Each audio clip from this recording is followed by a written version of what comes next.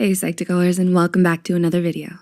Before we start, we would like to give you a big thanks for all the support that you've given us. Psyche2Go's mission is to make psychology and mental health more accessible to everyone. Now, let's begin.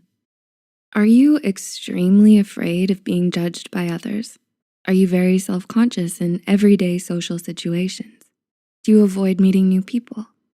These are all trademark signs of social anxiety, which affects approximately 15 million people in the United States alone. Social anxiety disorder is classified as a significant amount of fear, embarrassment, or humiliation in social or performance-based situations. It goes far deeper than mere shyness.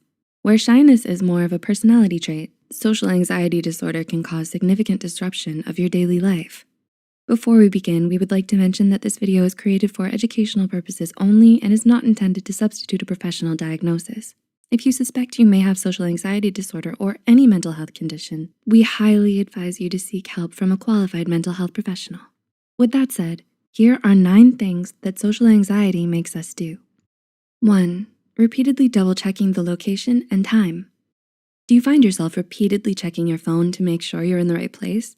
It can be terrifying for those with social anxiety to arrive late or walk into the wrong room, so double or even triple checking information is a must.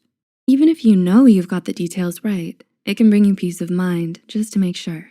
It may be the difference between walking in with confidence or hesitation. 2. Rehearsing conversations in your head ahead of time. While this may be a subconscious practice at first, many people who face social anxiety rehearse things they're going to say before they have the actual conversation. This often begins as imagining future conversations or running through a list of important points to discuss. Some people find it more helpful to physically practice having a conversation as well.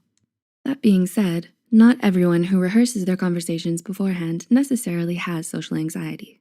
Memorization and practice are both common tools to aid you in feeling nervous, whether you're anxious about public speaking, talking to a specific person, or being social in general. Number 3, avoiding phone calls. Even though it's become a bit of a joke among millennials and Gen Zers who prefer to text, avoiding phone calls is actually a fairly common behavior for people with social anxiety. Psychologist Lindsay Sharfstein told Headspace, "Anxiety is typical for all of us. It's a universal emotion that we can all relate to. For the most part, we know that individuals are not afraid of phones. They have phones in their office, backpack, purse. What they're typically afraid of is the evaluation or judgment that may happen when they're on a phone. This may be why some people prefer to text instead of talk on the phone.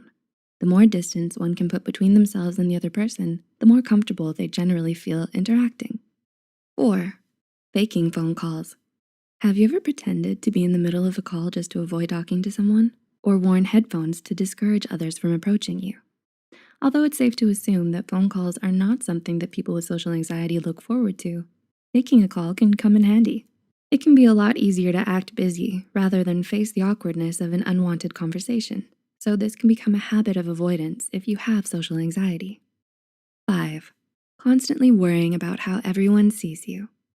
According to the Anxiety and Depression Association of America, those with a social anxiety disorder are increasingly concerned about how they are perceived by others.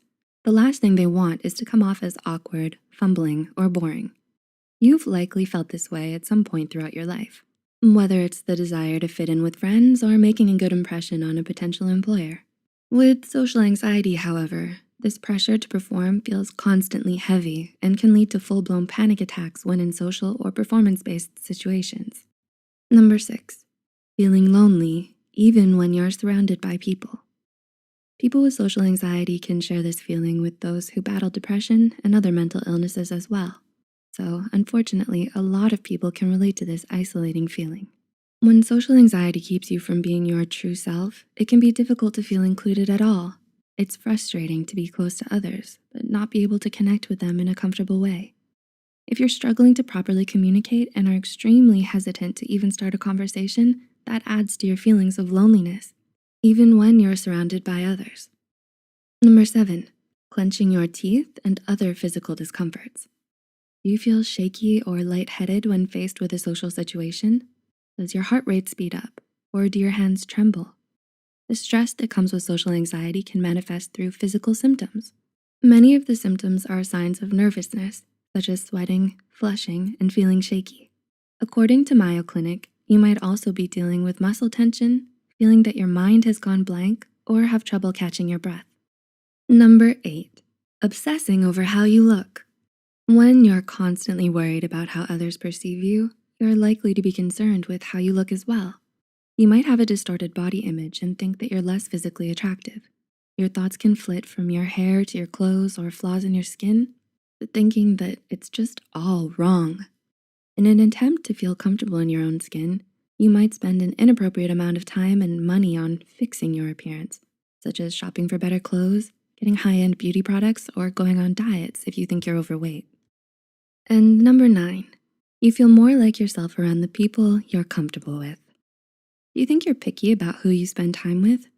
In Triumph Over Shyness, Conquering Social Anxiety Disorder, Dr. Murray B. Stein and John R. Walker discuss behavior in children called selective mutism. This is when a child speaks and acts normally around select individuals, but is completely silent around everyone else or when placed in certain situations.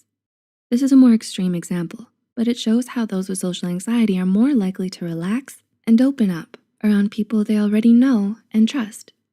Do you or anyone you know resonate with any of these points mentioned in this video? If you're concerned about social anxiety disorder, we encourage you to speak with a mental health professional. They can help you overcome any fears or debilitating problems you might have. If you enjoyed watching this video, give us a thumbs up and share it with someone who might find it helpful as well. The studies and references used in this video are listed in the description below. Don't forget to hit the subscribe button for more Psyche2Go videos, and as always, thanks for watching, and we'll see you next time.